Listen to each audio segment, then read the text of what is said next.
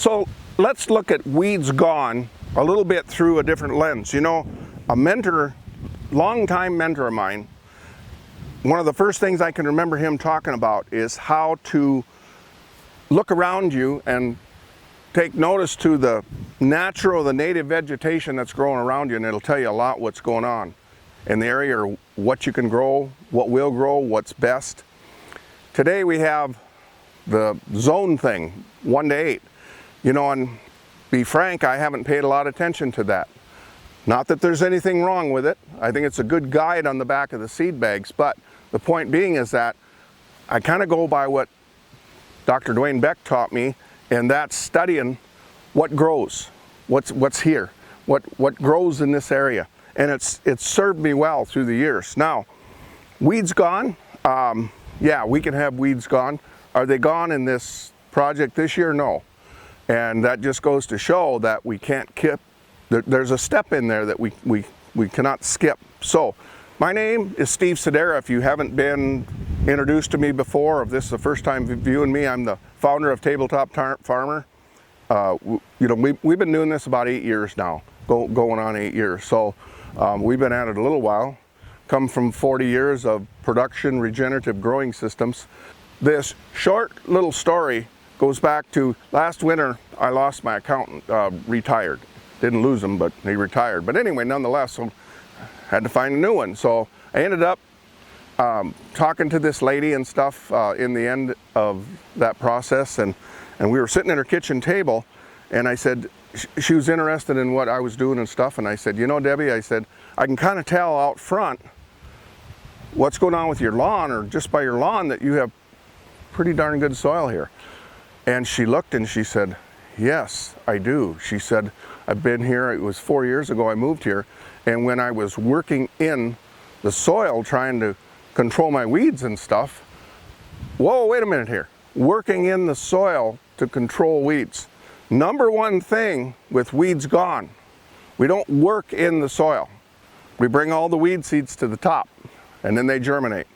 Now, we want to do the same thing as what they do, what happens in the native vegetation. That we want to get back to the natural side of things. So if we look at it, if we look at that native vegetation or that natural vegetation that's out there, is there any weeds in it? No, it's mostly made up of grasses. And in an average natural environment, if we take a snapshot of the native prairie, which we see in like old Western movies, wagon train movies, things like that, that's actually the native prairie, what used to be. There's not a lot of it out there anymore. It's disappearing pretty fast. The point being, in that natural environment, there isn't any weeds growing out there. You know, if they're basic, once in a while, you know, we'll see a few. If there's a bare ground, then we'll see weeds. You know, if there's a native prairie and all of a sudden we got bare, we might see weeds there, and there's a reason for that. So last email, that's the one thing I told you that I would give you, the main tip in weeds gone is when we meddle with the soil, that's when we get the flush of weeds. The next thing that I told you is I'd tell you a little story about my grandfather and how he got out here. You know, he came out from Wisconsin. My mother's told me this story long ago, and he slid a plank underneath a rail car in Wisconsin, and he rode out. And when he got out to western North Dakota, that's where he got off. Now, why did he get off, you know? Is that where the train stopped? No. You know, there's a lot of reasons. I've thought about that over and over.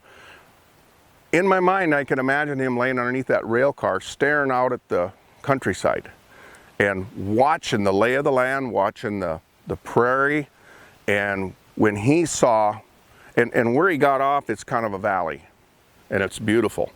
And they call it Golden Valley. That's the name of the county. I can imagine when he got off, you know, he knew that this was a place where there's fertile ground. See, he came from a place where they wore the ground out, and they had to move because it got to where their production just kept going down, down, down. They couldn't raise food. And back then they raised food to survive. And they couldn't do it anymore. So it was time to move. It was time to move west.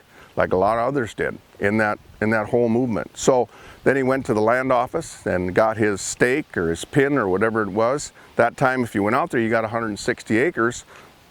And he went and put his stake on that quarter of land, 160 acres, and that chunk of ground is still in our family today, to this day. My dad, when we were farming, he used to tell me stories about when he was a kid and on that 160 acres doing what they did.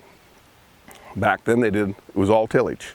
In the next email, I'm going to tell you something about a story to the south of there, how things changed. Just remember, I told you Wisconsin, why they moved. I'm going to tell you a story about how it's changed out there and in a very short period of time. But with that, I hope you get value out of this. I look forward to talking to you. Be on the outlook for the next email, and I'll have more about weeds gone for you. So until then, thanks for watching.